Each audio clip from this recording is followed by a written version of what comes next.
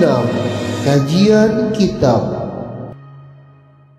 Assalamualaikum warahmatullahi wabarakatuh.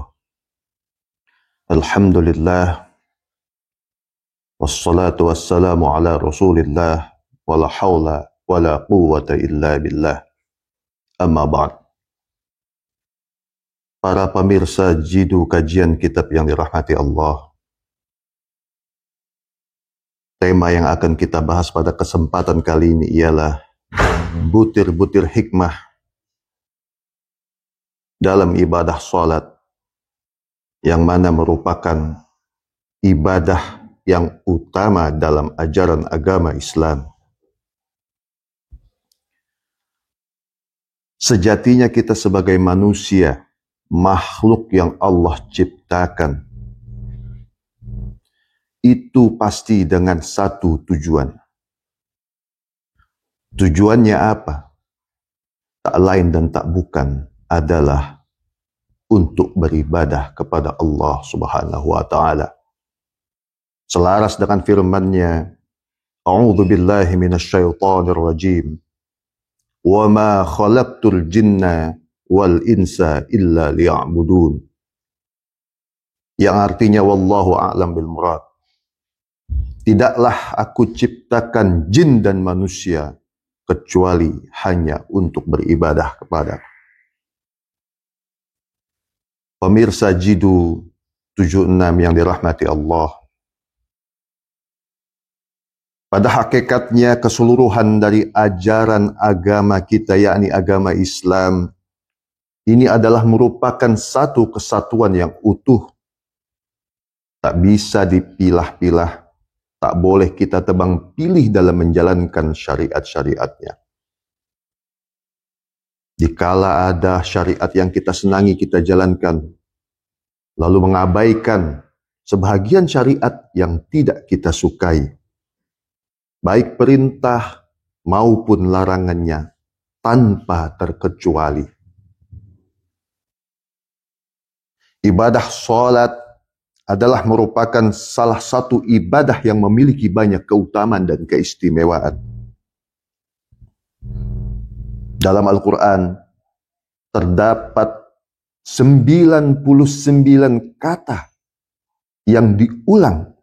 Ini merupakan suatu penyebutan yang sangat banyak dikarenakan keistimewaan dan keutamaan ibadah salat. Sekarang kita akan membahas pengertian salat baik secara etimologis maupun epistemologis. Secara bahasa, salat itu diartikan dengan doa.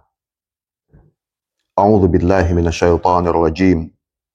Wa shalli 'alaihim inna salataka sakanun lahum wallahu sami'un 'alim. Surat At-Taubah ayat 103. Maka berdoalah untuk mereka, sesungguhnya doa kamu menjadi penenang, penyejuk bagi mereka, dan Allah Maha mendengar lagi Maha mengetahui. Dari sini kita bisa menyimpulkan bahwasanya salat merupakan rangkaian doa. Lalu kita kembali pengertian secara epistemologis. Secara istilah, Syekh Muhammad bin Qasim Al-Gharabili dalam kitabnya Fathul Qarib menyebutkan bahwa as-salatu hiya aqwalun wa af'alun muftatahatun bit takbir wa mukhtatamatun bit taslim. Salat itu adalah suatu perkataan, rangkaian kegiatan yang dibuka dengan takbir, lalu ditutup dengan salam. Lalu titik temu antara pengertian salat ini adalah salat setidaknya mengandung 2 atau 3 hikmah di dalamnya. Dari sini kita akan membahas butir-butir hikmah dalam sholat. Pertama, kita mulai dari aspek filosofis historisnya. Yang kedua, hikmah dari pelaksanaan sholatnya. Lalu yang ketiga, kandungan hikmah dalam sholat itu sendiri.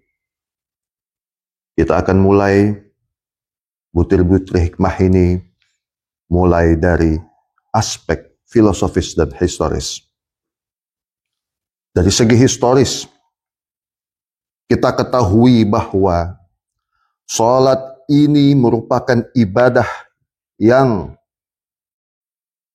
Rasul terima, Nabi kita Muhammad terima langsung atas undangan Allah Subhanahu wa Ta'ala. Peristiwa ini lebih kita kenal dengan peristiwa Isra Mi'raj, di mana Nabi besar Muhammad sallallahu alaihi wasallam menuju Sidratul Muntaha dalam rangka menerima perintah sholat. Tak ada ibadah lain yang lebih spesial atau lebih utama dibandingkan sholat. Karena sholat merupakan ibadah satu-satunya perintah Allah yang diturunkan di Mekah. Sedangkan ibadah-ibadah lainnya turun semasa Rasulullah menetap di kota Madinah. Itu merupakan salah satu keutamaan sholat yang pertama. Lalu dari aspek pelaksanaannya, sholat ini kita lakukan sebagai umat Nabi Muhammad dalam sehari semalam, pada waktu-waktu yang telah ditentukan oleh ajaran kita.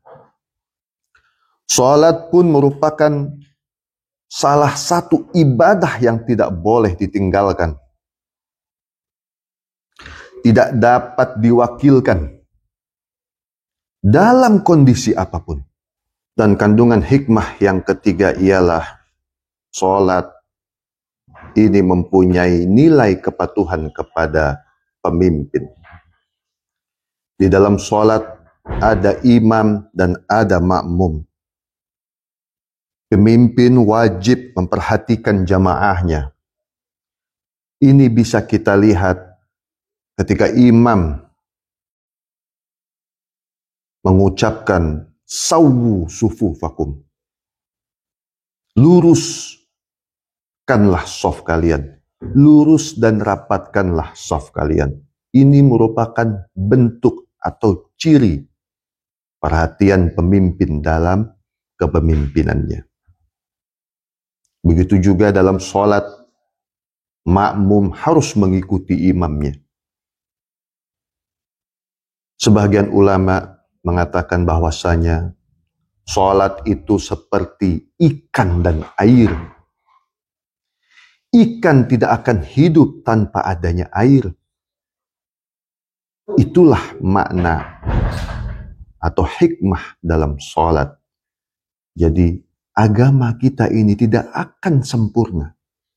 Tidak akan disebut kita beragama apabila tidak melakukan ibadah sholat tentunya.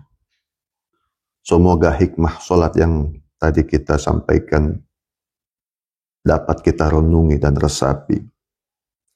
Kemudian terjadi penghayatan yang kuat dalam, sehingga merefleksikan dalam perilaku kita sehari-hari sebagai hamba Allah yang bertakwa. Semoga dengan sholat kita yang kita kerjakan sehari semalam, ini merupakan benteng untuk diri kita sebagai pribadi muslim yang taat. Sholat juga akan menjadi benteng dari perbuatan keji dan mungkar. Pada akhirnya, kita berharap kepada Allah Subhanahu wa Ta'ala agar semua amal ibadah kita diterima oleh Allah di sisinya, dan agar kita semua menjadi hamba-hambanya yang beruntung. Hadanallahu ayyakum ajma'in. Demikian kajian kitab kita dalam hikmah salat. Semoga Allah merahmati kita semua. Wal afu minkum Wassalamualaikum warahmatullahi wabarakatuh. Jiru 76 Kajian Kitab